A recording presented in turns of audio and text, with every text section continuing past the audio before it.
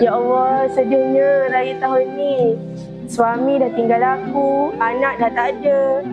Ya Allah, macam mana ni? Kejap lagi nak pergi ziarah anak aku lah dekat kubur. Apalah Kak Tiha, kita orang kan ada. Alah, relax Kak Tiha. Sekurang-kurangnya kau boleh raya dengan orang kampung. Oh, terima kasih. Selalu ada belakang aku.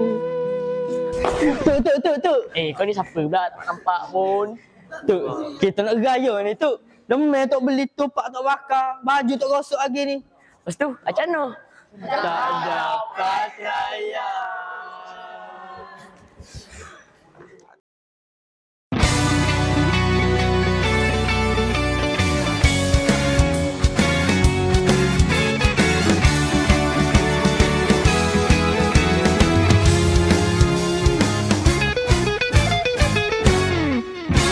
Mari semua kita raya rumah di sana.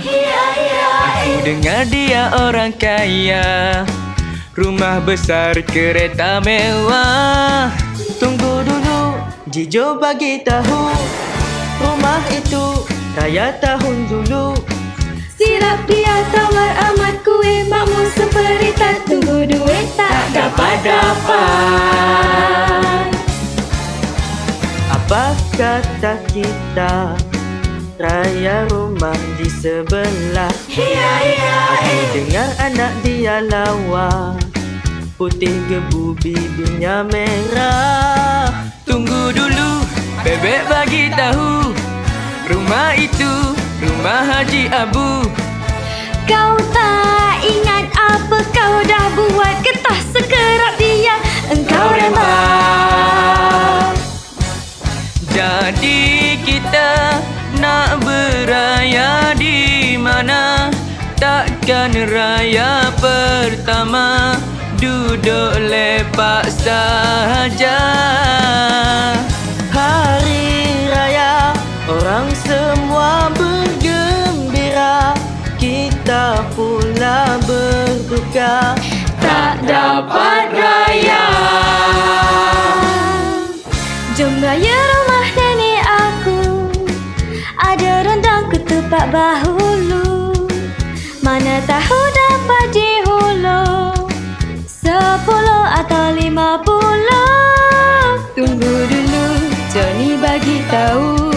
Nenek sendiri engkau pun tak tahu, dia tak ada di rumah. Macam mana engkau tahu? Itu pun nenek aku. Aku dah tak ada idea kita nak beraya di mana. Jom raya rumah awetku. Dia pun tak ada hala tuju. Apa kata kita raya rumah awet dia? Kita cuci mata.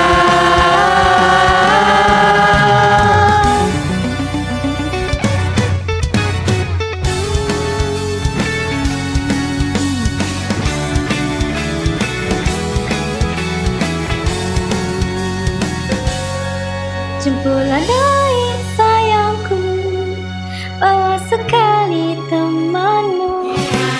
Jua dah sudah sedia, semua di atas meja.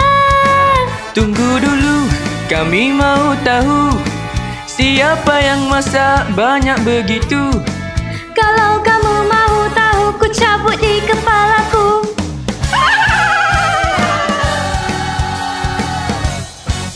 Jadi kita nak beraya di mana?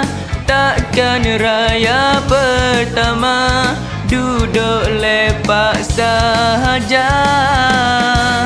Hari raya orang semua bergembira, kita pula berduka Tak dapat raya.